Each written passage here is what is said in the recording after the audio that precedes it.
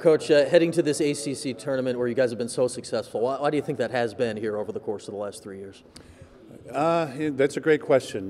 We've been on the road the last couple of years, and I think the guys get excited to play in this kind of game. And it's always a challenge, especially when you're playing somebody that you've beaten during the year, to try to get the guys, up and get that behind them and focus on the task at hand. But I think we, as always, we're taking one game at a time, and we've gone back to the scouting report and watched the film from our first game of the year, and just try to give our guys reminders starting today. It's as quick of a turnaround as you could have had with Carolina here, less than 2 weeks. Can anything change in this short time? I don't think too much. I watched them the game against Notre Dame with North Carolina, and they could have won that game also. So they're a very good lacrosse team, and their backs are against the wall. They have to get a couple of wins to be eligible for the NCAA tournament. So we're going against a team that really has to win. How do you handle this week, utilizing your depth if you get through to Sunday where it's going to be so hot out there, and we've seen you roll in 2 and 3 midfield lines the last few weeks? Yeah, I think we're fortunate that we've gotten out that second and third line of middies, and there aren't a lot of schools that have run that third midfield too much this year. So the fact that our guys have had some game experience coming into the tournament, I think will only help us if we get a warm day, and especially if we have the ball in offense. Do you think there are any other players around the country that kind of combine the aspects of like physicality and finesse that Tyson Boundary does basically when he's playing defense and then once he gets the ball? Well, he's really well-rounded. I think all his experience playing box lacrosse offensively makes him dangerous when he comes up with the ball. So he's good in the team defense. He's good in the individual defense. He's great in loose ball situations. And he's not afraid to run over with it. He's quick to pick it up and start a fast break given the opportunity. And he's a good shooter. And I think a lot of that comes, the offensive side of it comes from his experience in box lacrosse. Why do you kind of think that box lacrosse is kind of, it's usually produces offensive players, but for him he's such a great defensive player? Why do you think that's kind of happened this year? I don't know. I've never asked him about when he got started playing defense. We recruited him. He was at Avon Old Farms and doing a nice job there. And we'd seen him, previous to that, and we knew what a great stick he had.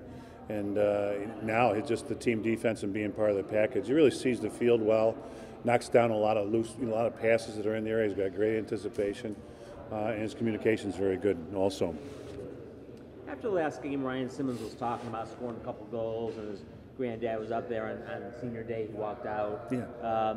It got emotional. Now, most people cannot relate to having a last name like that, so revered and playing with that. What's your observations of how Ryan's handled, being a Simmons through the years that you've known him? I think he's handled it really well. I mean, you walk around this building. The front of the building has got his grandfather on the front of it. A mural over here with his grandfather, his father, his great grandfather. So it's the Roy Simmons name has been all over. But I think he's kind of a kind of a laid-back, cool customer. He doesn't seem to get too many highs, too many lows. He's kind of just plays very steady for us out there.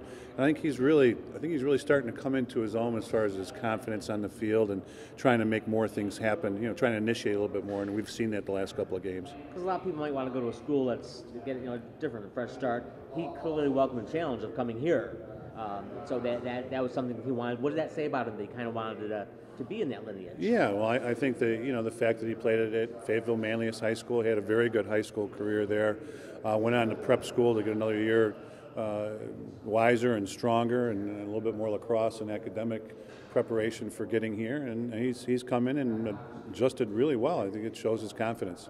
And any further thoughts about the rotation of the ACC tournament? Do you know when it's going to come to Syracuse? It's a rotation. We would be the the fourth or fifth time in the rotation, because I think the ACC had some kind of rule where if they go a bit to home sites, they go through the original ACC schools first, and then the newcomers would be Syracuse and Notre Dame. So it would be 4 or 5 years, yeah. Well, now 3 or 4. Are you ahead of Notre Dame? I don't know. I don't know. I personally kind of hope, it was great in Philadelphia for everybody travel-wise. So I'm hoping that we'll be able to come up with another neutral site at one of our meetings. I know the ACC was looking for a neutral site, It had been at PPL Park, which is actually a great location, and just no one showed up to watch the game. So I think we're looking for an area that can have the right venue for it, and also draw fans for the games. You know what next year's is after Duke? Is that I don't know. It'll be a while before it comes to Syracuse. Yeah, 2 or 3 years. it would have to be either Carolina. I thought somebody said maybe Virginia, but I'm not positive on that. What's the key to